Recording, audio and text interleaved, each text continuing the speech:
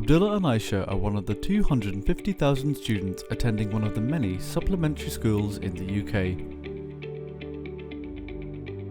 There are 40,000 places of worship in the UK, and it's estimated that more than 4,000 supplementary schools are operating. The majority of these operate within a place of worship. Religious activities, language classes, and social and cultural activities often form a large part of a children's time outside full-time schooling.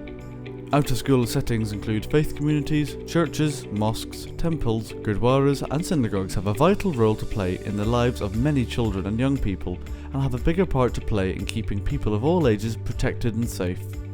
As a parent and a teacher, I'd like to ensure that my child is going to a safe place, and we take safeguarding very seriously.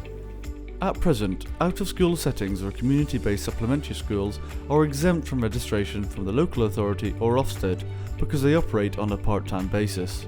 The current situation leaves faith-based out-of-school settings with a lack of support and children without sufficient protection. There is a massive loophole in safeguarding children, and the situation will only worsen due to the cost of living crisis. There is a strong connection between poverty and child's chance of suffering child abuse, sexual exploitation or neglect. The greater the economic hardship, the higher the likelihood and severity of safeguarding concerns. In order to address this and support faith institutions, a voluntary Safer Centre scheme has been set up by strengthening faith institutions to ensure that pupils are kept safe in out-of-school settings like madrasas, yeshivas and language classes. In order to receive an accredited Safer Centre status, we had to demonstrate that we meet a list of indicators, including having relevant knowledge of child protection, having safeguarding policies in place, and having a designated safeguarding lead.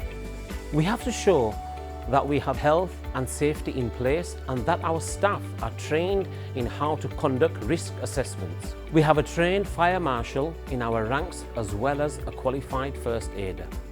We had to show that enhanced DBS checks are carried out for a safer recruitment and have a safe recruitment policy in place.